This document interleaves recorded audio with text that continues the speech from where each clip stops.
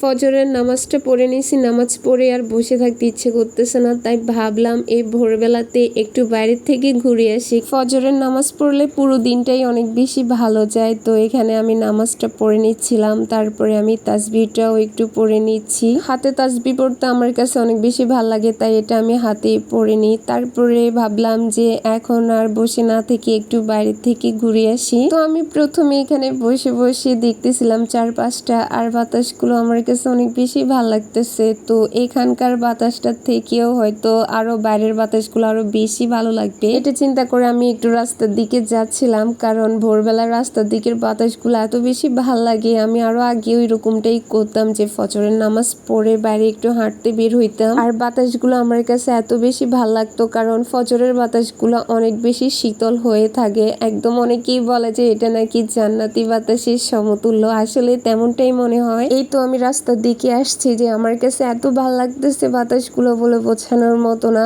আর চারদিকের পরিবেশটাও এত বেশি সুন্দর ছিল, কারণ মেঘলা মেঘলা আকাশটা এমনিতেও বেশি সুন্দর দেখায়, তাই না? তারপর আমি চলে আসছি আমাদের এখানে সবজি ক্ষেতের এখানে আর কি। তো এখানে আসার পর দেখতেছি যে গাছগুলো অনেক বেশি বড় হয়ে গেছে, কারণ ইদানিং আমি প্রায় এক সপ্তাহের মতো এখানে তেমন একটা আসি না, মানে আমার একটু ব্যস্ততার কারণে তেমন ভাবে আসা হয় না আর কি। তো আজকে এসে দেখতেছিলাম যে গাছগুলো অনেকটাই বড় হয়ে গেছে। তো এটা দেখেও কেমন একটা যেন অন্যরকম লাগতেছে, কারণ কিছুদিন আগেও গাছগুলো অনেকটাই ছোট ছিল, ইতিমধ্যে এগুলো বড় হয়ে গেছে। তো মানে একটু অন্যরকম বলতে মানে কেমন একটা জানি লাগতেছে। তারপরে আমি এখানে আর একটু গাছগুলো ভালো করে দেখতেছিলাম, তারপরে আর কি ভাবতেছি যে কিছুক্ষণ পরে এসে বা আরো একটু সময় গেলে তারপরে এসে আমি এখান থেকে কিছু নিয়ে যাব। তো তারপরে এখান থেকে আমি এখন চলে যাচ্ছিলাম, আর যেতে যেতে একটু ঢং করতেছি। তো যাওয়ার কারণ হচ্ছে যে আমি এখন ঘরে গিয়ে চা বসাই দিব, চা বানাবো। তো সবাই এখনো ঘুমাইতেছে, তাই ভাবলাম যে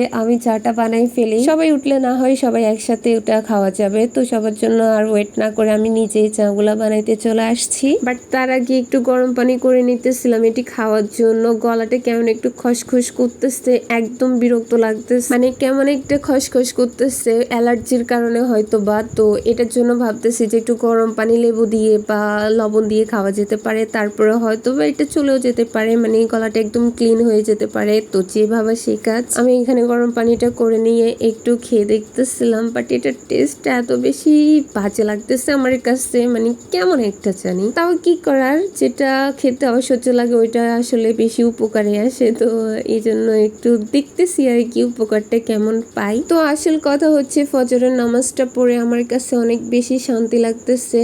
তো আমি চেষ্টা করব যে সবসময় এইভাবে নামাজ পড়ার জন্য, কারণ নামাজেই আছে শান্তি। নামাজ পড়লে কিন্তু অনেক বেশি ভালো লাগে। তো আমরা মাঝে মধ্যে নামাজ না পড়ে পুরো 5 ওয়াক্ত নামাজ পড়ার চেষ্টা করব, আপনারাও চেষ্টা করবেন, তাহলে দেখবেন যে সবকিছু অনেক বেশি সহজ হয়ে যাবে, সবকিছু অনেক বেশি সুন্দর হবে।